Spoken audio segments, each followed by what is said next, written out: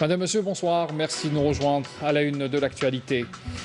Deux avions militaires algériens de type Ilyushin chargés de matériel d'aide médicale chinoise ont atterri ce matin à l'aéroport international Houari Boumedienne. Le Premier ministre Abdelaziz Jarrad et le ministre de la Santé Abdelrahman Ben Bouzid étaient présents pour la réception de cette cargaison.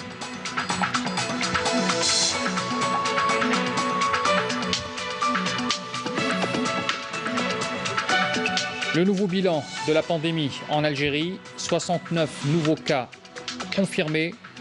Voilà donc le nouveau bilan, 69 nouveaux cas confirmés de coronavirus et 22 nouveaux décès ont été enregistrés, portant le nombre de cas confirmés à 1320 et celui des décès à 152.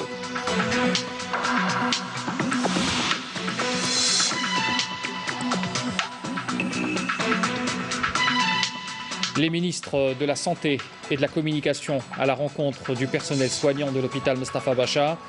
Ben Bouzid rassure les médecins sur les résultats du traitement à la chloroquine. Nous découvrirons d'ailleurs les témoignages exclusifs des malades traités par ce médicament.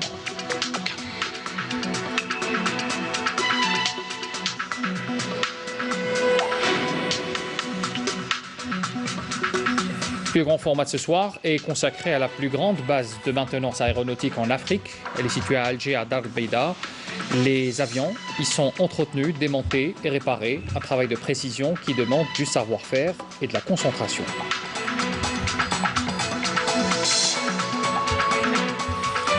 Bienvenue à tous. Deux avions militaires algériens de type Ilyushin, chargés donc de matériel d'aide médicale chinoise, ont atterri ce matin à l'aéroport international Houari Boumedienne à Alger. Le Premier ministre Abdelaziz Jarrad et le ministre de la Santé Abdelrahman Ben Bouzid étaient présents pour la réception de cette cargaison de 8,5 millions de masques médicaux qui sont de provenance de Shanghai, en Chine, commandés par le gouvernement algérien. Il faut rappeler qu'un budget de 4 000 milliards de centimes a été débloqué pour l'acquisition du matériel nécessaire pour faire face à l'urgence sanitaire provoquée par le coronavirus. Écoutez à ce propos la déclaration du Premier ministre Abdelaziz Jarrad. هناك طائرتين من الجيش الوطني الشعبي قد أتت من جمهورية شعبية للصين بمنتوجات لها علاقة بأزمة كورونا والجانب الصحي كما توعد به السيد رئيس الجمهورية.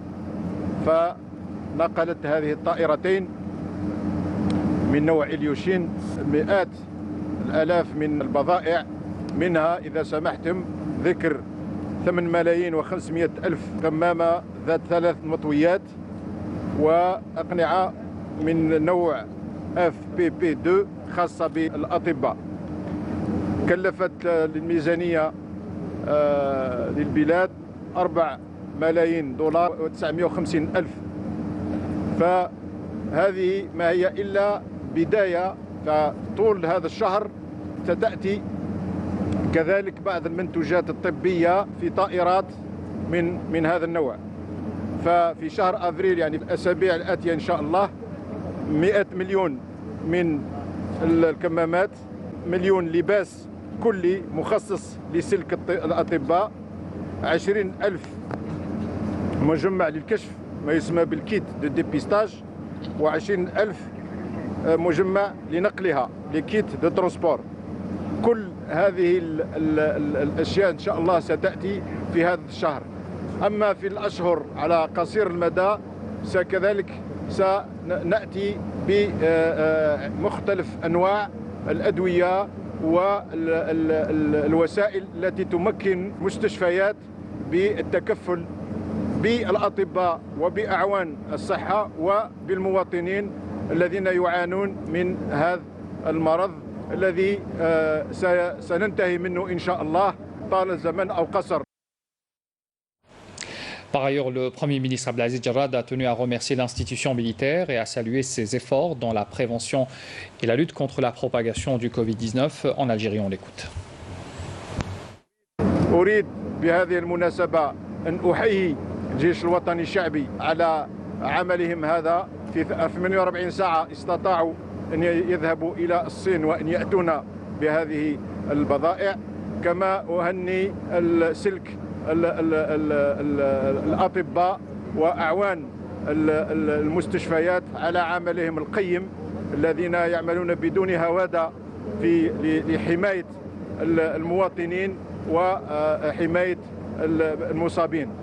وأحيي كذلك المختلف شرائح المجتمع الجزائري بمساعدتهم الكبيرة وهذه الهبة التي جعلت الجزائريين يتضامنون في مثل هذه المحن، فأحييهم بهذه المناسبة. وأحيي كذلك الإدارات المحلية وكل المؤسسات الاقتصادية سواء العمومية أو الخاصة، فكلنا مجندين إن شاء الله للخروج من هذه الأزمة ونأخذ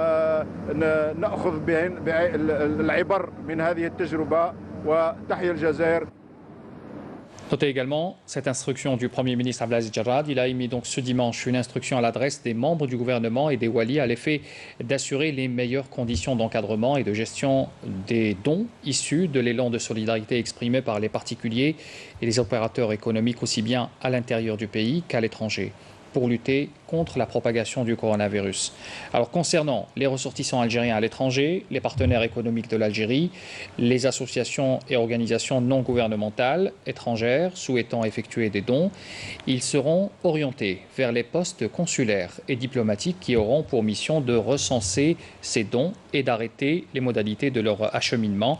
Après en avoir informé le ministère des Affaires étrangères, ajoute le communiqué du Premier ministère. Il est souligné par ailleurs qu'outre les contributions en numéraire qui seront versées sur les comptes dédiés à cet effet, les dons en nature se verront orientés en priorité pour satisfaire les besoins exprimés par le ministère de la Santé, notamment pour les matériels et équipements médicaux, dont une liste est portée à l'annexe de cette même instruction. Et puis s'agissant des dons de l'intérieur du pays, l'instruction s'attache à définir les règles devant présider à l'harmonisation sur le terrain de l'action des pouvoirs publics et de tous les acteurs impliqués conformément à une démarche claire. Au sujet des matériels et équipements médicaux, tous les dons, encore une fois, donc, relevant de cette catégorie, doivent être acheminés vers la pharmacie centrale des hôpitaux, qui en assurera le stockage et la comptabilité sous la supervision du ministère de la Santé. Ce dernier communiquera au wilaya les lieux de stockage et veillera à la distribution des dons selon les priorités nationales arrêtées, précisent les services du Premier ministère. Concernant les autres dons en nature, l'encadrement de l'opération de recensement de ces dons, leur stockage et leur distribution au niveau local et du ressort, indique le communiqué du wali territorialement compétent qui mettra en place un module dédié au sein de la commission de sa wilaya. Les départements ministériels recevant des dons en nature doivent aviser la cellule nationale de crise à travers son module dédié qui en fixe la destination, ajoute également le même communiqué. Puis il est indiqué par ailleurs que la distribution des dons en nature se fera en priorité au profit des familles nécessiteuses préalablement identifiées au moyen de dispositifs initiés sous le contrôle des ministères de l'Intérieur et de la Solidarité nationale et associant aussi les comités locaux installés conformément à l'instruction du Premier ministre précédemment émise à cet effet.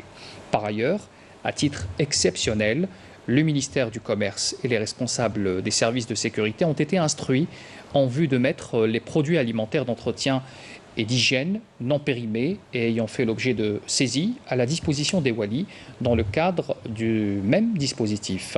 Et puis enfin, et partant du constat que la distribution des dons en nature renvoie parfois à des images attentatoires à la dignité des citoyens, nécessiteux, en provoquant des regroupements aussi anarchiques que dangereux pour leur santé, les walis ont été instruits en vue de sensibiliser les autorités locales ainsi que toute la chaîne de solidarité impliquée à l'effet de bannir ce genre de pratique, indique encore le communiqué.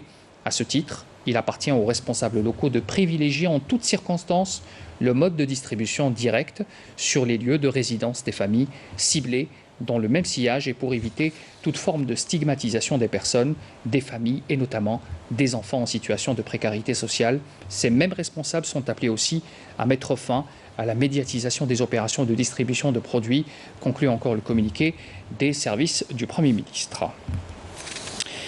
Les walis, justement, de la République ont décidé de faire don d'un mois de leur salaire dans le cadre de l'élan de solidarité initié contre la pandémie du Covid-19.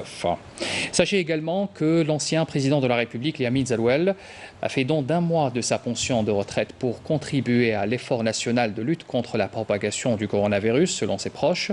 L'ancien président Zerouel a affirmé vouloir, à travers ce geste symbolique, apporter son soutien aux autorités du pays dans leur lutte contre cette pandémie. En cette conjoncture de crise sanitaire, il a appelé à cette occasion l'ensemble de ses compatriotes au respect des règles d'hygiène et des mesures prises par les pouvoirs publics pour venir à bout de ce virus mortel. On en arrive au bilan. Le bilan de la pandémie dans notre pays. 69 nouveaux cas confirmés de coronavirus. 22 nouveaux décès ont été enregistrés durant ces dernières 24 heures, ce qui porte le nombre de cas confirmés à 1320 et celui des décès à 152. C'est ce qu'a indiqué cet après-midi le porte-parole du comité scientifique de suivi de l'évolution de la pandémie du coronavirus, Jamal Fourar. Je vous propose d'écouter sa déclaration. En Algérie, nous avons enregistré aujourd'hui 69 cas, ce qui porte le total cumulé des cas à 1320.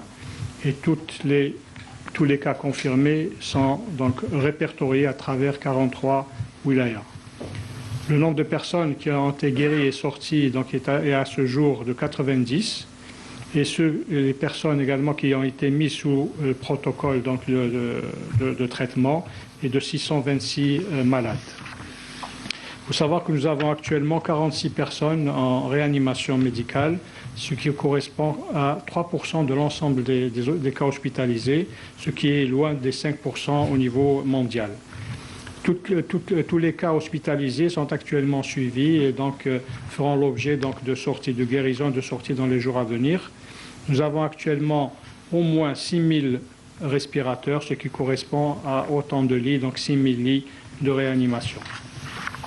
Nous avons enregistré aujourd'hui 22 décès, dont 50% répertoriés au niveau de 2 wilayas, Blida et Alger, puisqu'Alger a enregistré 6 décès, Blida 6 décès.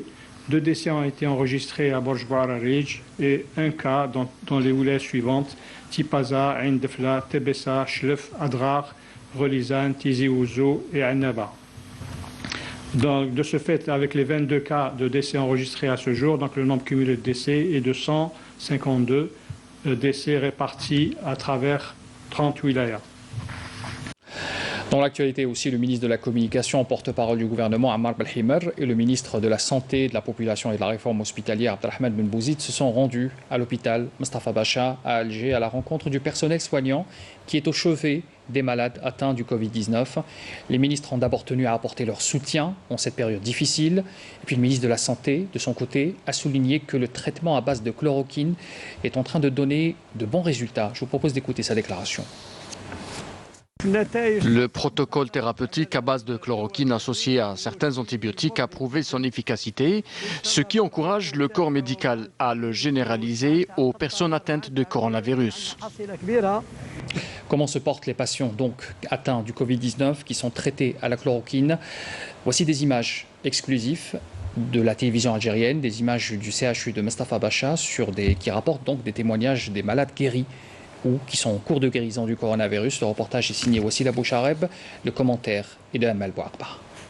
Parmi les 1251 cas de contamination au coronavirus, 90 sont aujourd'hui considérés comme guéris. L'exemple ici au CHU Mustafa Bacha, au service des maladies respiratoires, où nous avons rencontré 2 patientes complètement rétablies du Covid-19. دخلت le 22 mars وراني ما زلت في الوبيتال إلى يومنا هذا. الحمد لله رب العالمين. الأعراض هي بداتني الحمى طلعت حتى ل 40 وما نقدرش نوقف على رجليا والدوخه وراسي كوم انا عندي بليزيور مالادي عندي السكر لا طونسيون ليباتيت بي بليزيور مالادي يعني لو فيروس المرض اللي يجي يحكمني. Une autre note d'espoir de guérison nous parvient de Bahia. Je suis guérie, Dieu merci. Dès mon admission à l'hôpital, j'étais optimiste. Le personnel soignant m'a annoncé dès le premier jour que j'allais guérir. Je suis d'ailleurs reconnaissante à toute l'équipe médicale et paramédicale et je salue leur dévouement. Tout le monde était bienveillant. Ce dévouement, c'est d'ailleurs ce qui anime le personnel soignant mobilisé sans relâche. Celui qui a décidé de mettre la blouse blanche هذه لازم يتحمل معناها كلمة المئزر الأبيض هذه عندها قيمة كبيرة سي maintenant اللي تبان هنا لازم يبينوها في الميدان il faut pas lâcher il faut aller jusqu'au bout الناس هذو ما نخليهمش هكذا كيروحوا لازم نكونوا واقفين معاهم. Et pour aider le personnel soignant en première ligne dans la lutte contre la propagation du Covid-19,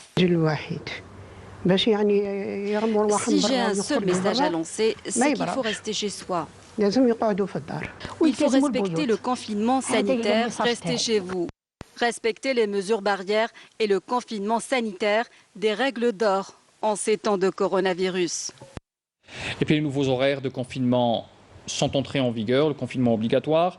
Il faut rappeler donc que les autorisations exceptionnelles délivrées par les circonscriptions administratives de la Wilaya concernant donc ce confinement instauré à Alger, notamment de 19h à 7h du matin, resteront en vigueur avec le rallongement des horaires de confinement dans la Wilaya. Ainsi, il n'est pas nécessaire de se faire délivrer de nouvelles autorisations et ce jusqu'à l'achèvement du confinement à Alger.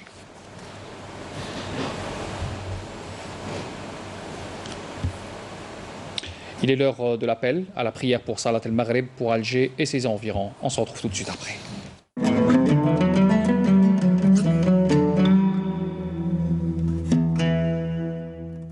بسم الله الرحمن الرحيم إن الصلاة كانت على المؤمنين كتابا موقوتا صدق الله العظيم.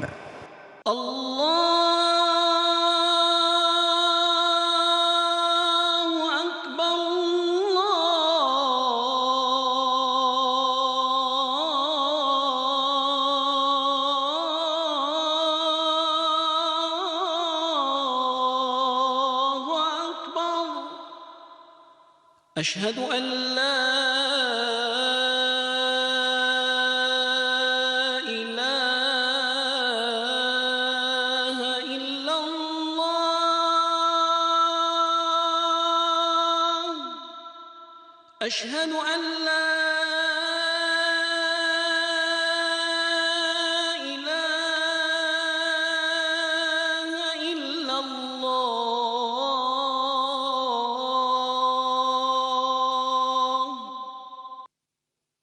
أشهد أن محمدًا رسول الله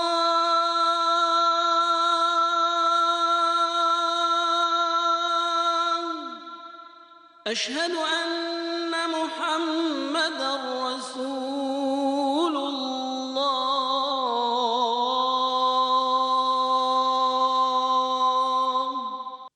حي على الصلاة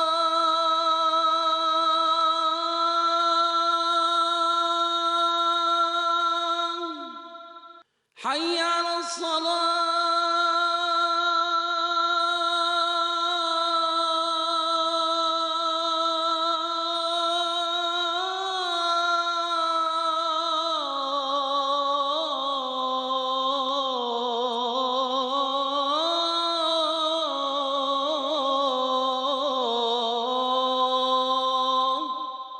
حي على الفلاح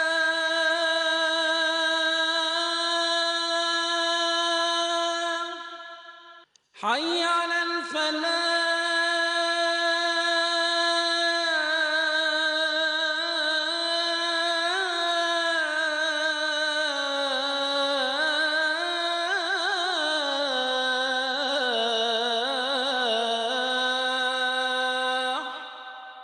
الله أكبر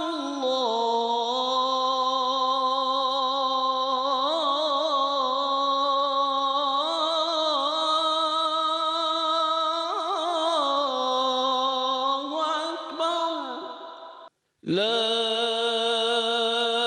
إله إلا الله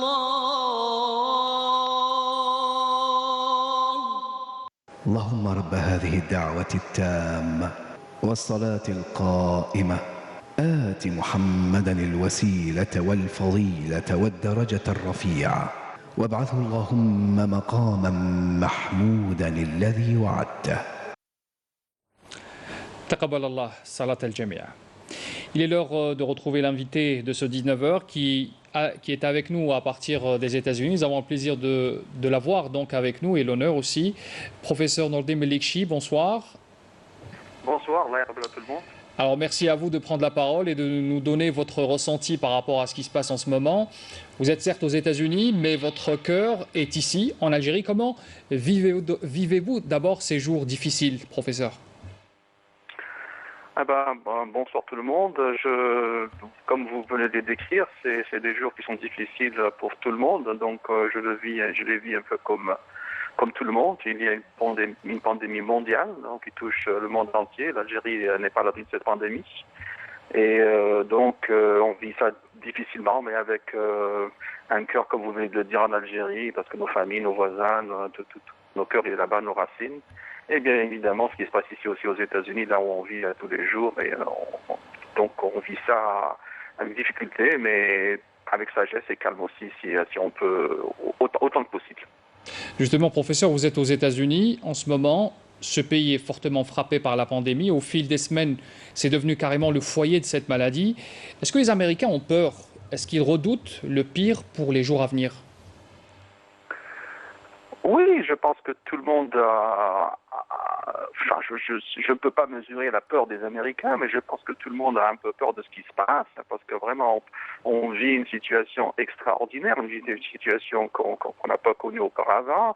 En plus, c'est une situation qui est très très fluide, qui change du jour au lendemain. Nous sommes en fait en guerre. Nous sommes en guerre, je ne parle pas des États-Unis uniquement, je parle de tout le monde entier. On est en guerre contre un ennemi qu'on ne connaît pas très bien, que les scientifiques ne connaissent pas très bien. Cet ennemi-là, il ne connaît ni frontières ni limites, il se propage très très rapidement. Et il se propage beaucoup plus rapidement que beaucoup de pays peuvent développer des stratégies qui puissent marcher, quoi. Et en plus, comme il est invisible, inodore, donc il tue et il nous utilise en plus pour se propager. Donc ce virus-là, il nous utilise pour se propager d'une personne à l'autre. Et en fait, nous sommes en guerre, mais nous sommes aussi nous sommes aussi acteurs de cette guerre-là, chacun de nous, chacune de nous. Justement, professeur, on parle de la mobilisation de tout un chacun. Vous prenez la parole parfois sur les réseaux sociaux pour justement apporter quelques conseils et surtout des conseils de prévention. Quel est votre message, que ce soit pour les Algériens qui vous regardent ou même les gens qui sont dans d'autres pays, notre communauté qui est un peu partout dans le monde? Mon message, il est simple. Mon message, je crois qu'on l'a déjà entendu à plusieurs reprises. Donc, je pense d'abord et j'espère qu'en tant que peuple, qu'en tant que nation, on doit affronter cette pandémie de façon calme, de façon réfléchie, mais aussi en utilisant des connaissances scientifiques. Dans ce cas précis, on utilise les connaissances qu'il nous faut pour sur ce virus-là. Ça, c'est à l'échelle de stratégie. Donc, je parlerai du peuple dans une minute, mais donc à l'échelle de stratégie, donc il va falloir comprendre, avoir des données réelles, des données accurate, enfin des données qui sont vérifiées. À partir de ces données-là, je ne parle pas uniquement des données en Algérie, je parle des données mondiales, un peu partout, parce que ça se passe partout dans le monde. On peut avoir des informations, à partir de ces informations, on peut tirer des connaissances scientifiques nouvelles, et à partir de ces connaissances-là, développer des stratégies. Alors, une de ces stratégies qui est sortie à partir de tout cela, c'est justement le confinement. Donc, s'il y a quoi que ce soit que la première des choses à faire, c'est que les gens doivent comprendre que chacune d'entre nous doit se confiner autant que rester chez soi et laisser les professionnels de la médecine, les professionnels des hospitaliers travailler de façon calme et résolue. Mais si chacun de nous sort, on aggrave le problème. Donc il faudrait que chacun de nous, d'abord, reste à la maison et en plus, se laver les mains au moins 20 fois par jour et porter des masques. Alors il y a déjà des données et des informations que l'on connaît qui prouvent que le confinement aide, que porter des masques aide, et je peux en parler si vous me donnez 1 ou 2 minutes de plus. Merci professeur pour ces conseils. On les écoute, on les entend tous les jours, mais venant de vous, ces conseils trouveront l'écho chez les récalcitrants ou peut-être les gens qui n'y croient pas trop à ce confinement et pourtant qui donnent des preuves et qui seront efficaces au fil des semaines. Merci à vous, professeur Nordé Melikchi. Je rappelle que vous étiez avec nous par téléphone à partir des États-Unis, dans l'État du Delaware. Merci à vous donc d'avoir répondu à nos questions. Dans ce journal également, nous revenons aussi sur les mesures prises par la Direction générale des impôts concernant les formalités de report de paiement des droits fiscaux en raison de la pandémie, vous le savez, et leur impact surtout sur l'économie de notre pays. Maître Missi a posé la question à Boubkar Selami, il est président de l'Association nationale des conseillers fiscaux. Écoutez. La Direction générale des impôts a pris la décision sage, quoique elle est, à mon avis, un peu en retard parce qu'il y a des cabinets qui travaillent déjà avant ce jour, ça fait 1 mois ou plus, qui travaillaient dans des conditions difficiles, donc surtout qu'ils ne savaient pas ou ils n'avaient pas des informations concernant le report, est-ce qu'il y aura un report ou il n'y aura pas de report, donc plusieurs professionnels se posaient la question et je crois que la bonne décision est venue au bon moment. Les autorités publiques ont diffusé une information comme quoi les difficultés ou les pertes causées par cette crise ou ce virus ou cette crise de pandémie seront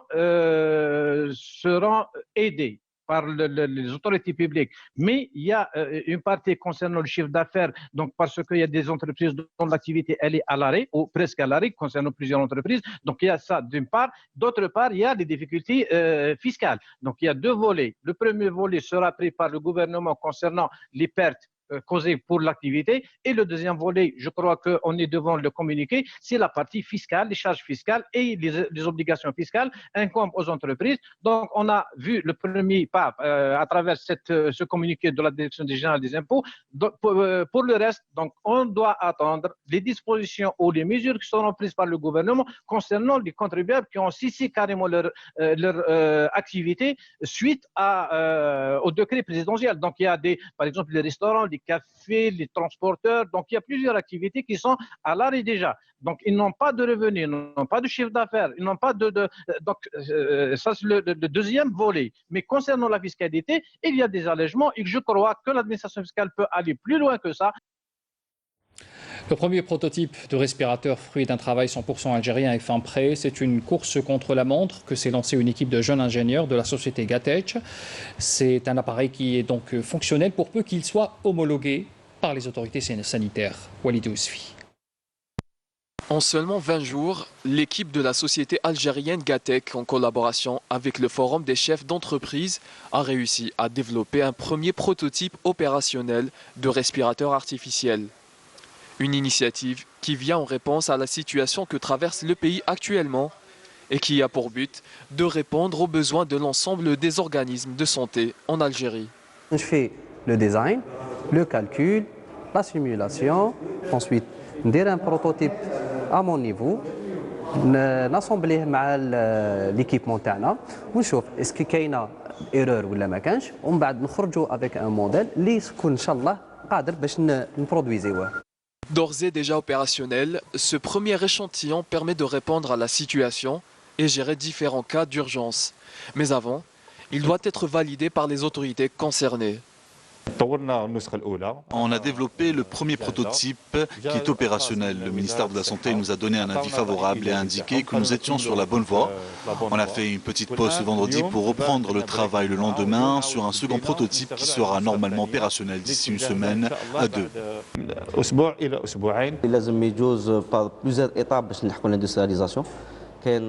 On doit passer par plusieurs étapes pour arriver à l'industrialisation. Il y a déjà la validation par le service sanitaire, puis l'homologation et la certification qui se fait avec le ministère de l'Industrie. L'homologation et la certification, selon le premier responsable de Gatech, une réunion doit se tenir au niveau du ministère de l'Industrie et des Mines pour discuter de la validation de ce prototype afin de passer à son industrialisation. Et puis notre zoom ce soir est donc lancé sur cette grande base de maintenance aéronautique en Afrique, située à Alger, à Dar el Beida précisément. Ici, les avions sont entretenus, démontés et puis réparés. C'est un travail de précision qui demande du savoir-faire et de la concentration. Reportage Yemina Saïdi. Nous sommes dans la plus grande base de maintenance aéronautique en Afrique. Ici, on entretient, on révise et on répare même certaines pièces d'avions et d'hélicoptères. Une cinquantaine d'avions passeront sous le contrôle des techniciens de la compagnie Air Algérie. De la flotte d'Air Algérie qui est de 56 avions, 8 avions Airbus A330, 32 NG et 15 ATR. On assure aussi la maintenance pour les tiers. Il y a la compagnie Tassili Airlines qui ont 8 NG, donc on assure leur maintenance à 100%.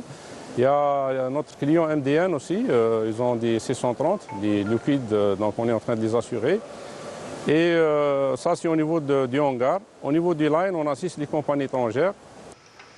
Chaque pièce de cet appareil est examinée à la loupe pour déceler le moindre défaut. Usure des câbles, corrosion des conduites, micro-fissures du fuselage. Tout passera au peigne fin ici dans cet atelier. On fait des grandes inspections, c'est-à-dire les assemblages de l'aile, fuselage, et on inspecte les axes de fixation. Là, ce qu'on fait exactement, c'est un berçage assez spécial pour pouvoir procéder des inspections un peu plus profondes. En plus de la maintenance des avions, un projet de rénovation et de modernisation sera appliqué sur plusieurs appareils. Nous avons lancé aussi un projet de rénovation et de la modernisation des avions, à savoir 16 appareils, 16 avions B737-800 Boeing. Dans un des avions, donc on a démonté tout, on va refaire la cabine, le confort des passagers, avec de nouveaux sièges, avec des écrans, avec un divertissement à bord qui sera digne du standard actuel des avions. Des opérations obligatoires pour que l'avion soit en état de navigabilité. Notre engineering a édité des protocoles d'inspection périodiques qui nous demandent de faire plusieurs tâches de travail. Par exemple, nous aurons à stocker des avions, bien sûr, avec des protections adaptées. C'est des caches au niveau des différents systèmes avions, bien sûr. Il y a les caches moteurs qui sont les plus importants. On aura les caches pitot aussi. En confinement depuis le 19 mars dernier, la totalité des avions d'Air Algérie sont cloués au sol. La compagnie est obligée d'appliquer des procédures de maintenance spécifiques édictées par les différents constructeurs comme Boeing, Airbus ou ATR. Le ministre de l'Éducation nationale a annoncé hier le lancement d'un programme d'enseignement à distance intitulé Mafatih al-Najah, les clés du succès à travers la chaîne terrestre et la 6e chaîne de la télévision publique. C'est un programme lancé dès aujourd'hui. Il est destiné aux élèves des classes d'examen des 3 paliers, 5e année primaire, 4e année moyenne et 3e année secondaire. Nassima Ibloula. Les élèves des classes d'examen font l'objet d'une attention particulière et d'un intérêt majeur des pouvoirs publics. À partir d'aujourd'hui, des séances et cours sont dispensés sur les chaînes de télévision publique. On a pensé à la télévision, en partenariat avec l'Éducation nationale, de dispenser des cours de manière à être régulier, à les accompagner et à assurer une continuité de l'école. Des cours destinés au profit des élèves en phase d'examen, à savoir la 5e année primaire, 4e année moyenne et 3e année secondaire. Ces cours seront diffusés tous les jours, de samedi à jeudi, sur la chaîne terrestre et la chaîne 6, le Jazaïria. Et ils seront diffusés aussi pour le vendredi de 15h à 16h, donc 1 heure. Tous les jours de la semaine, une demi-heure, et le vendredi, 1 heure. Et c'est des cours qui seront rediffusés sur la chaîne Tamazirt A4. La répartition des classes, donc ça sera pour le primaire, ça sera le mardi plus le vendredi. Le moyen, ça sera le lundi, le jeudi et le vendredi. Et pour les classes de terminale, ça sera le mercredi, samedi et dimanche. Toutes les matières seront dispensées. Et même si cette mesure ne peut remplacer les cours en classe, elle contribue toutefois à garantir le service minimum pour la continuité de l'enseignement au profit des élèves des classes d'examen et leur apporter une certaine assurance. Algérie Télécom annonce ce dimanche que ses agences commerciales Actel déployées dans les wilayas touchés par les nouvelles dispositions relatives à la prolongation du confinement sanitaire au 19 avril prochain assureront le service avec de nouveaux horaires. Alors il s'agit des agences commerciales qui assurent donc le service comme suit. Pour la wilaya de Blida, concernée par un confinement total, l'Actel El Wouroud et Bougara seront ouvertes de 10h à 14h. Pour les wilayas concernés par le confinement de 15h à 7h du matin, l'agence située au centre, au chef-lieu de wilaya sera ouverte de 8h à 13h et pour les autres agences, l'horaire est de 9h à 13h. Pour les wilayas concernés par le confinement de 19h à 7h du matin, l'agence située au chef-lieu de wilaya sera ouverte de 8h à 18h et pour les autres agences commerciales, leur travail commencera à 10h et se terminera à 14h. Un mot sur l'étranger pour vous parler de cette histoire peu ordinaire. En France, des propos choquants, racistes, odieux ont été tenus sur un plateau d'une grande chaîne de télé et d'information en continu. Une séquence surréaliste a été largement partagée sur les réseaux sociaux, montrant un chercheur et un chef de service d'un hôpital parisien s'interrogeant sur l'opportunité de tester un vaccin anti-Covid en Afrique. Un échange qui a suscité une vague d'indignation à travers le monde. Naïma Chakchak. Alors que le coronavirus a mis à nu bien des anachronismes et bien des défauts de bien de systèmes occidentaux, ne voilà-t-il pas que ce petit inconnu, le Covid-19, contre lequel toutes les armes possibles sont mobilisées, déroute ces systèmes de pensée à ce point qu'il trahit, en le dévoilant, le mode carrément raciste sur lequel fonctionnent dans leur laboratoire d'indus médecins français. Mercredi dernier, sur une chaîne de télévision française, un chercheur de l'Institut français de la recherche médicale, INSERM, et un chef de service d'un hôpital parisien se sont adonnés à un échange de propos ramenant au temps colonial de Yabon Banania. Ce cliché publicitaire français raciste du début du XXe siècle qui a fait dire au grand homme de lettres, Léopold Senghor, qui parlait aux Africains et aux Français ensuite « Vous n'êtes pas des pauvres aux poches vides, sans honneur. Moi, je déchirerai les rires Banania sur tous les murs de France. » Mercredi dernier, ce sont ces mêmes murs de France sur le socle d'une ligne éditoriale d'un média affichant alors un racisme cynique qui ont abrité le dialogue entre les deux médecins autour de l'efficacité du vaccin BCG sur le Covid-19, foulant ainsi au pied la dignité du continent africain. Si je peux être provocateur, est-ce qu'on ne devrait pas faire cette étude en Afrique où il n'y a pas de masque, pas de traitement, pas de réanimation? Un peu comme c'est fait d'ailleurs sur certaines études sur le sida ou chez les prostituées. On essaie des choses parce qu'on sait qu'elles sont hautement exposées. Qu'est-ce que vous en pensez? Dit l'un des deux médecins. Vous avez raison, répond l'autre. Les Africains sont ainsi pour les deux médecins des cobayes dans un grand laboratoire, l'Afrique. De tels propos et un tel mode de pensée médiatiquement assumé a soulevé une très forte vague d'indignation sur le continent africain, d'abord représenté notamment par ses grands symboles, à l'image de Didier Drogba, ancien international ivoirien de football, qui a fait les beaux jours des équipes européennes, françaises et anglaises notamment, et l'ex-international camerounais Samuel Eto'o, choqué comme tout le continent par les perpétuelles incohérences d'un pays que l'Afrique a toujours nourri jusqu'alors. Il est inconcevable que nous continuions à accepter ceci. L'Afrique n'est pas un laboratoire. Je dénonce vivement ces propos graves, racistes et méprisants, se révolte Didier Drogba. Je présente des excuses sincères à celles et à ceux heurtés, choqués, qui se sont sentis insultés par des propos que j'ai maladroitement prononcés. Une réponse laconique pour une attitude toute coloniale d'un médecin dépassé et par le coronavirus et par une Afrique plus que jamais indépendantiste. Un sujet signé Naïma Chakchak. Le rappel des titres avant de vous quitter.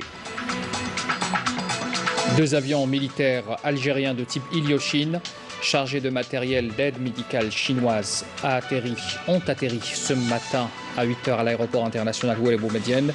Le Premier ministre Abdelaziz Jarrad et le ministre de la Santé Abdelrahman Ben Bouzid étaient présents pour la réception de la cargaison.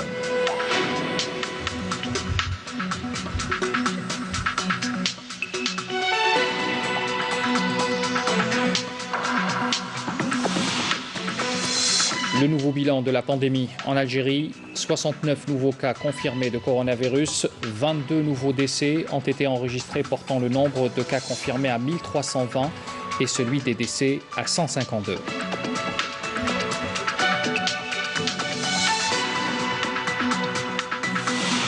Les ministres de la Santé et de la Communication à la rencontre du personnel soignant de l'hôpital Mostafa Bacha à Alger.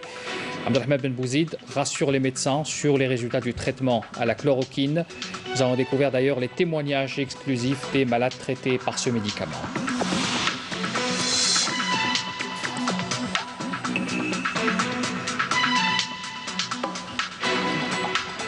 Le plus grand format de ce soir était consacré à la plus grande base de maintenance aéronautique en Afrique, située à Alger, à Dar el Beda.